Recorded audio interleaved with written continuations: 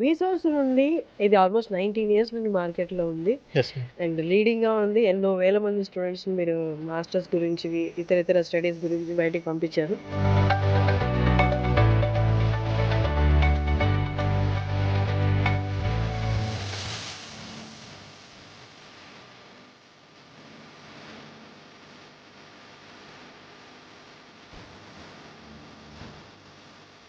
Financials దగ్గరికొస్తే చాలామంది afford చేయలేరు. Still నాకు బెస్ట్ ఎడ్యుకేషన్ కావాలి. అంటే మీరు అది ప్రాపర్‌గా సెలెక్ట్ చేయగలరా అలాగా? నాకు ఎడ్యుకేషన్ లోన్ రాదు అనుకోని అక్కడికే డ్రాప్ అవుతున్నారు. హ్మ్. కానీ మన వీసోర్స్ సంస్థ తరఫు నుంచి ఏందంటే, మనము డైరెక్ట్‌గా 25 నేషనలైజ్డ్ బ్యాంక్స్ అండ్ ఎన్‌బీఎఫ్‌సిస్ తోటి ఇంక్లూడింగ్ ఫారెన్ బ్యాంక్స్‌తోని కూడా మనం టై అప్ అయ్యాం. హుహు.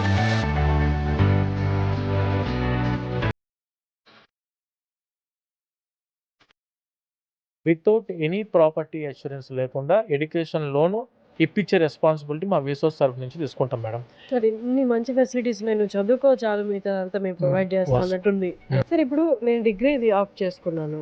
ఇంజినీరింగ్ కాదు. ఇప్పుడు నేను మాస్టర్స్‌కి ఎలిజిబుల్లా కాదా? ఎలిజిబుల్. సో, వాళ్ళ క్రైటీరియా ఏంటి? అక్కడికెళ్ళడానికి ఏమేం కావాలి? మేడం ఇప్పుడు డిగ్రీ చదువుకున్న స్టూడెంట్ అయినా or it may be BTech చదువుకున్న స్టూడెంట్స్ అయినా కూడా they are having the full of opportunities to study masters in abroad. నార్మల్‌గా పేరెంట్స్ మంత్లీ ఎంతమంది పేరెంట్స్ అండ్ స్టూడెంట్స్ మిమ్మల్ని రీచ్ అవుట్ అవుతుంటారండి? మంత్లీ మనకి ఇప్పుడు వచ్చేసి అమీర్పేట, దిల్సుఖ్ నగర్, హ్మ్. జేఎన్టీయు, ఆంధ్ర, విజయవాడ, తిరుపతి, వైజాగ్ ఇదంతా చూసుకుంటే madam monthly around 1500 to 2000 students and parents they will be reaching out.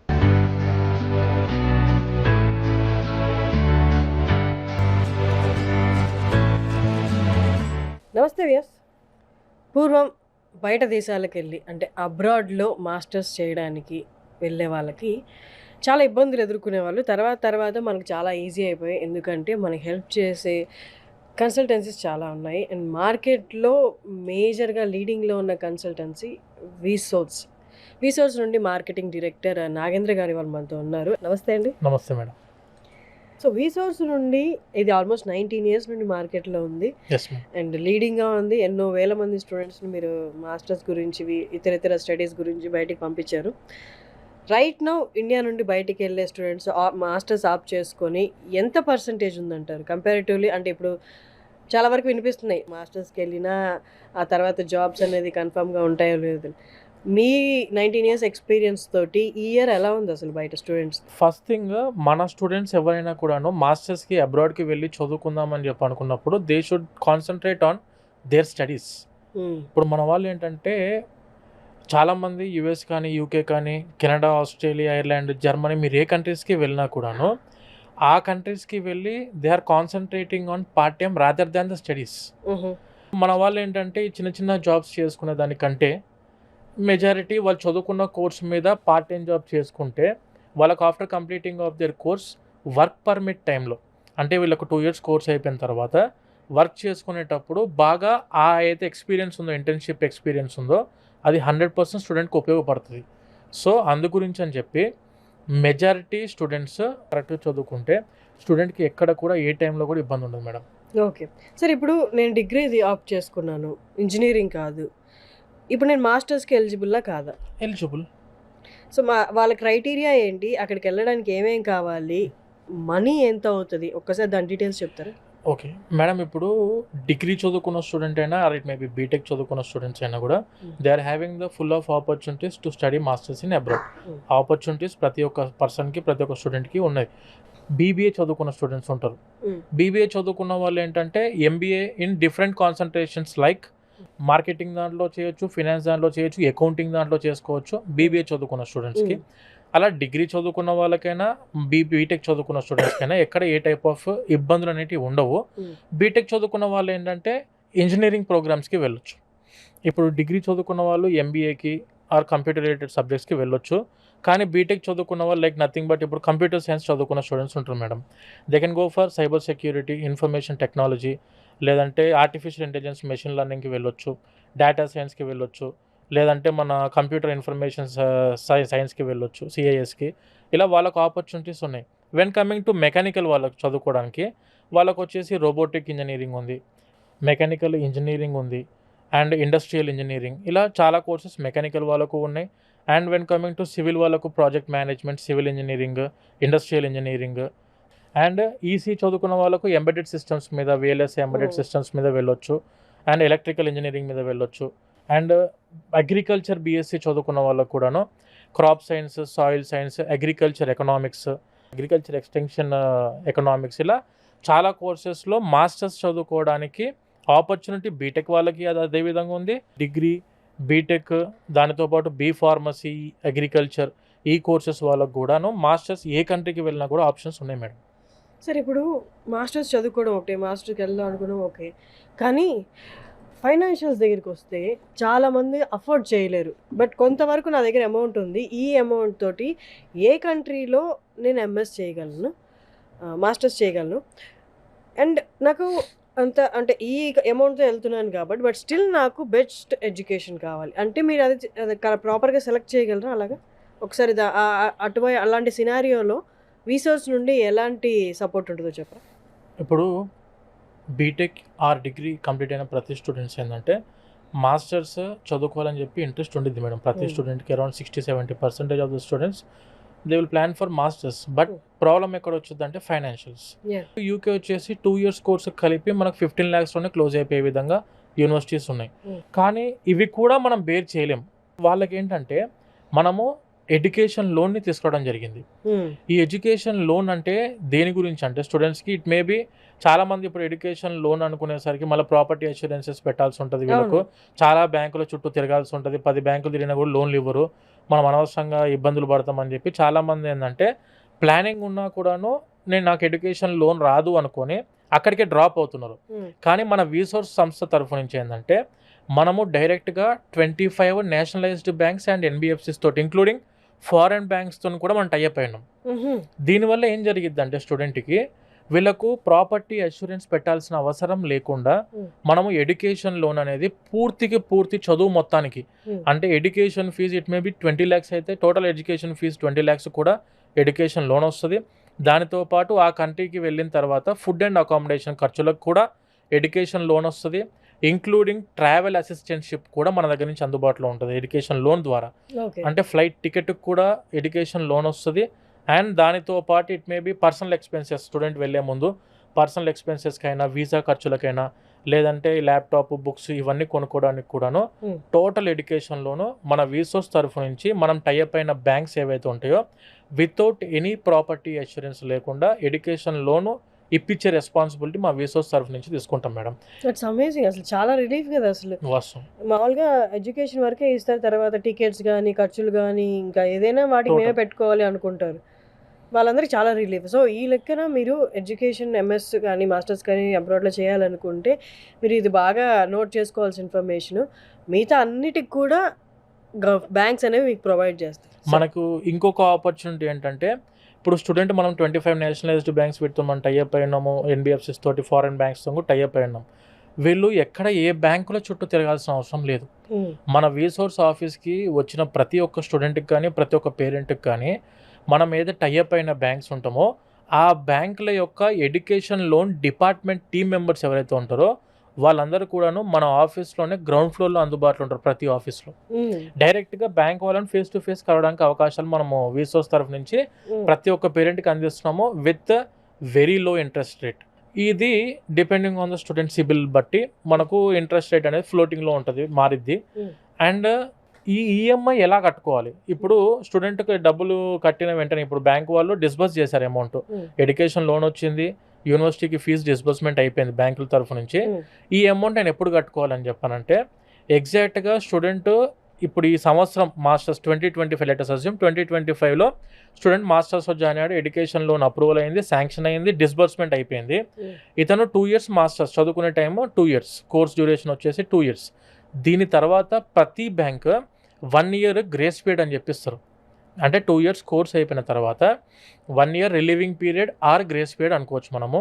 అంటే 3 years టైం ఉంటుంది. 4th year ఫస్ట్ మంత్ నుంచి ఈఎంఐ స్టార్ట్ అవుతుంది. ఇవన్నీ కూడా మన రీసోర్స్ తరఫు నుంచే మనం హెల్ప్ఫుల్గా ఉంటాం మేడం స్టూడెంట్స్కి. ఓకే. సో, కన్సల్టెన్సీ అనంగానే చాలామంది పేరెంట్స్ అండ్ స్టూడెంట్స్‌కి ఉండే పెద్ద భయం ఏంటి అంటే ఫస్ట్ అడుగులు పెట్టిన వెంటనే వీళ్ళు నా దగ్గర ఎంత తీసేసుకుంటారు. నన్నెంత అడుగుతారు డబ్బులు అని అంటే. ఫస్టే నాకు తెలిసి స్టూడెంట్స్ మీకు లోపలికి ఎంటర్ అయిన వెంటనే నేనెంత కట్టాలి సార్ ఫస్ట్ మీకని అడుగుతారు కదా! ఒకసారి దాని గురించి చెప్పండి. మేడం ఒకటి ఇప్పుడు స్టూడెంట్స్ అబ్రాడ్‌లో మాస్టర్స్ చదువుకుందాం అని చెప్పి మన ఆఫీస్‌కి ఎవరొచ్చినా కూడాను ఇప్పుడు యూకేకి వెళ్దాం అనుకునే స్టూడెంట్స్ ఉన్నారు. వాళ్ళకు ఏ యూనివర్సిటీ అప్లికేషన్ పెట్టినా ఏ ప్రాసెస్ చేసినా కూడా విత్ జీరో కాస్ట్. ఒక్క పైసా కూడా మనం ఛార్జ్ చేయం. చాలామంది పేరెంట్స్ అవును నువ్వు ఛార్జ్ చేయకుండా మరి మీరు ఎలా ప్రాసెస్ చేస్తారు? మీకు ఎలా అవుద్ది ఇదంతా బిజినెస్ అని చెప్పానంటే ఆబ్వియస్‌గా యూనివర్సిటీస్ నుంచి మాకు కమిషన్స్ వస్తాయి. ఆ కమిషన్స్ మాకు ఎప్పుడు అంటే స్టూడెంట్ వెళ్ళిన 6 months తర్వాత యూనివర్సిటీ వాళ్ళు మాకు కమిషన్ రిలీజ్ చేస్తారు. ఆ కమిషన్ మీద మేము డిపెండెంట్ తప్పించి we are not dependent on any of the student money processing fees ఆ టైప్లో మనము ఎటువంటి ఇది ఛార్జ్ చేయమండి యూకే కంట్రీకి అయితే మనము. సో ఈ విధంగా ఏంటంటే ఒక్కసారి స్టూడెంట్ మన రీసోర్స్ ఆఫీస్కి విజిట్ అయ్యారంటే ఒకటే ప్లేస్లో వన్ స్టాప్ సొల్యూషన్ అని చెప్పి అనుకొని వచ్చారంటే ప్రతి ఒక్కటి A to Z ప్రాసెస్ మన ఆఫీస్లోనే కంప్లీట్ అవుద్ది మేడం. అమేజింగ్. అసలు నేను చదువుకునే టైంలో నేను బీటెక్ చేసే టైంలో ఇన్ని ఫెసిలిటీస్ లేవు అసలు. అసలు ఏది కావాలన్నా తడుక్కునే వాళ్ళని ఎవరో ఒకరు హెల్ప్ కావాల్సి వచ్చేది. ఇప్పుడు ఇన్ని మంచి ఫెసిలిటీస్ ఉన్నాయి. నువ్వు చదువుకో చాలు మిగతాదంతా మేము ప్రొవైడ్ చేస్తాం అన్నట్టుంది బ్యాంకులన్నీ కూడా. సో మీరందరూ దీన్ని బెస్ట్గా యూస్ చేసుకోవాలి. అంటే ఇన్ఫర్మేషన్ తెలియక చాలామంది అసలు ఇలా ఇంత ప్రొవైడ్ చేస్తాయి బ్యాంకులు, రీసోర్స్ అనేది ఒకటి ఉంది మనల్ని గైడ్ చేయడానికి అని తెలియక చాలామంది మాస్టర్స్కి ఏం వెళ్తామని అది మనకు అందనిది అనుకొని ఆగిపోతున్నారు. మీరు చెప్పారు, నాగేంద్ర గారు చెప్పారు, అండ్ వాళ్ళు చాలా ఫ్రెండ్లీగా ఉన్నారు, స్టూడెంట్ ఫ్రెండ్లీగా ఉన్నారు. మీరు ఫస్ట్ రండి మేము మీకు గైడ్ చేస్తామని చెప్తున్నారు కాబట్టి బెస్ట్ ఆపర్చునిటీ జనాలు యూస్ చేసుకుంటే, స్టూడెంట్స్ యూస్ చేసుకుంటే. నార్మల్లీ పేరెంట్స్ మంత్లీ ఎంతమంది పేరెంట్స్ అండ్ స్టూడెంట్స్ మిమ్మల్ని రీచ్ అవుట్ అవుతుంటారండి? మంత్లీ మనకి ఇప్పుడు వచ్చేసి అమీర్పేట్, దిల్సుఖ్ నగర్, JNTU, ఆంధ్ర, విజయవాడ, తిరుపతి, వైజాగ్ ఇదంతా చూసుకుంటే madam monthly around 1500 to 2000 students and parents they will be reaching out. Okay, amazing. ఇప్పుడు ఇమీడియట్ ఎప్పుడున్నాయండి జాయినింగ్స్? అదే ఇప్పుడు మామూలుగా ఏంటంటే మన దగ్గర ఇండియాలో చూసుకుంటే 1 intake ఉండిద్ది మేడం. మనం జూన్లో జూలైలో ఎగ్జామ్స్ అయిపోయాక జాయిన్ అవడానికి ఉండిద్ది. వెన్ కమింగ్ టు మాస్టర్స్ అబ్రాడ్లో చూసుకుంటే 3 intakes ఉంటాయి. 3 intakesలో ఫస్ట్ వచ్చేసి ఏంటంటే మనం ఇయర్ వైజ్గా చూసుకుంటే ఫస్ట్ వచ్చేసి స్ప్రింగ్ ఇంటేక్, జనవరి ఇంటేక్ని మనం స్ప్రింగ్ ఇంటేక్ అంటాం. అండ్ ఏప్రిల్ మే ఇంటేక్ని వచ్చేసి సమ్మర్ ఇంటేక్ అంటాం. And when coming to August సెప్టెంబర్ని వచ్చేసి ఏంటంటే ఫాల్ ఇంటేక్. ఇలా 3 types ఆఫ్ ఇంటేక్స్ ఉన్నాయి.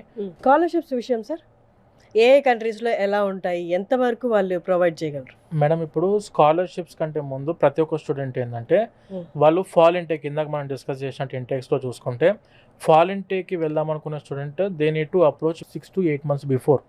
సో అప్పుడు మనం అప్లికేషన్స్ పెట్టుకున్నప్పుడు ఎర్లీ అప్రోచ్ అయితే మా దగ్గరికి స్టూడెంట్ ప్రొఫైల్ కూడా పర్ఫెక్ట్గా ఎవాల్యుయేట్ చేసుకొని అతనికి ఏ యూనివర్సిటీ రిక్వైర్మెంట్స్తో అతను మ్యాచ్ అవుతున్నారు వాళ్ళ స్పెసిఫికేషన్ యూనివర్సిటీస్ చెక్ చేస్తాము. దానితో పాటు అతని ప్రొఫైల్ మ్యాచ్ అవుతున్న యూనివర్సిటీస్ని కూడా వెరిఫై చేసి వాళ్ళకి అరౌండ్ ఒక 20 to 25 యూనివర్సిటీస్ మనం షార్ట్ లిస్ట్ చేసి ఇస్తాం. వెన్ కమింగ్ టు UK యూనివర్సిటీస్కి అయితే అప్ టు 6 lakhs వరకు స్కాలర్షిప్ ఉంటుంది. ఇది కాకుండా ఎర్లీ బర్డ్ స్కాలర్షిప్స్కి పెట్టుకుంటే మనము డైరెక్ట్గా ఒక 6 to 7 lakhs వరకు స్కాలర్షిప్ కూడా చూడొచ్చు. యూనివర్సిటీ క్యాంపస్ స్కాలర్షిప్స్ అని చెప్పి ఉంటాయి, మెరిట్ స్కాలర్షిప్స్ అని ఉంటాయి, అకాడమిక్ ఎక్సలెన్స్ స్కాలర్షిప్ అని చెప్పి, తర్వాత ప్రైవేట్ స్కాలర్షిప్స్ కూడా కొన్ని ఉంటాయి. యూనివర్సిటీ వాళ్ళు సజెస్ట్ చేస్తారు వాటిని వెళ్ళిన తర్వాత. కానీ ఎర్లీ బర్డ్ స్కాలర్షిప్ అనేది చాలా ఇంపార్టెంట్. ప్రతి స్టూడెంట్కి వీళ్ళకు బడ్జెట్ అలొకేషన్ చేస్తుంటుంది యూనివర్సిటీ వాళ్ళ ముందే.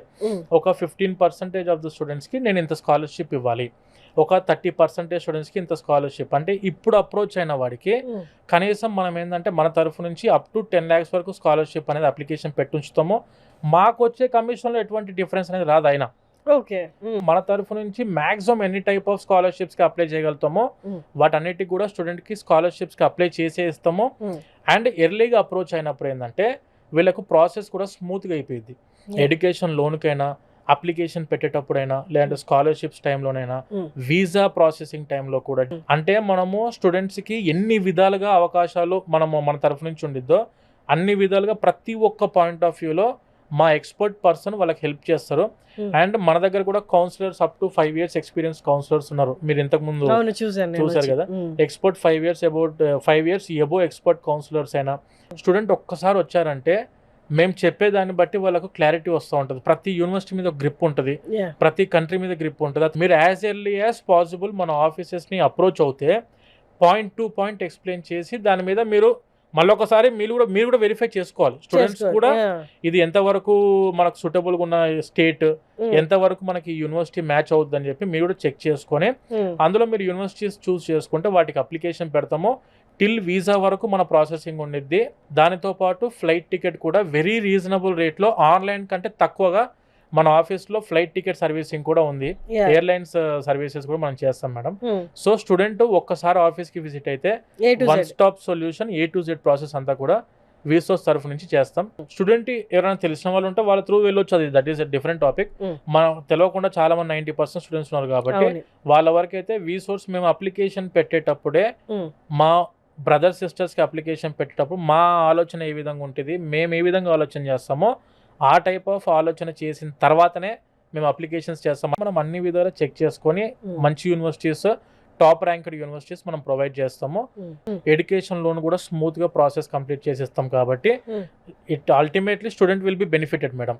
ఒక్కటే వాళ్ళు చేయాల్సింది ఏంటంటే 4-2లో ఉన్న బ్యాచ్ కోర్స్ కంప్లీషన్ సర్టిఫికేట్ అని చెప్పి ఉంటుంది, అది ఇచ్చేస్తారు. ఇది కాలేజ్ వాళ్ళే ఇస్తారు. కోర్స్ కంప్లీషన్ సర్టిఫికేట్, ఒక 3 letter of recommendations, passport application పెట్టుకోకపోతే పాస్పోర్ట్ అప్లై చేసుకోండి.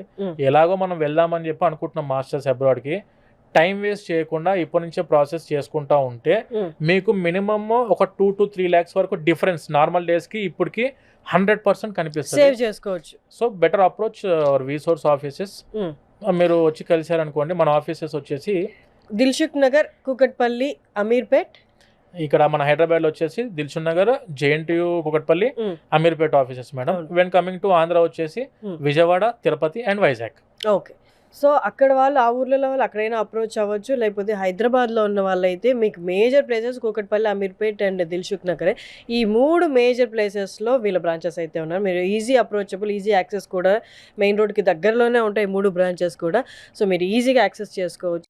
One important thing and one interesting thing ఇంకోటి ఏంటి అంటే వీళ్ళ అన్ని ఆఫీసెస్ చాలా బాగుంటాయి, చాలా ప్రశాంతంగా ఉంటాయి. నేను ఆల్మోస్ట్ ఒక 2-3 ఆఫీసెస్కి వెళ్ళాను. ఆ ఆఫీసెస్ చూడండి, ఫస్ట్ వెళ్ళి యూ ఫీల్ హోమ్లీ అనమాట. మీకు ఎలాంటి ఇన్ఫర్మేషన్ కావాలన్నా ఏమో ఇది అడిగితే ఏమన్నా అనుకుంటారేమో అని చాలామంది స్టూడెంట్స్ మొహమాట పడుతున్నారు. అలాంటిది ఏం ఫీల్ అవ్వక్కర్లేదు.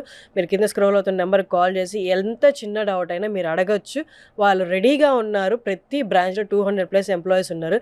ప్రతి చిన్న డౌట్ కూడా వాళ్ళు క్లారిఫై చేస్తారు. మీరు అసలు మొహమాట పడాల్సిన అవసరం లేదు. Thank you so much. Thank you so much madam.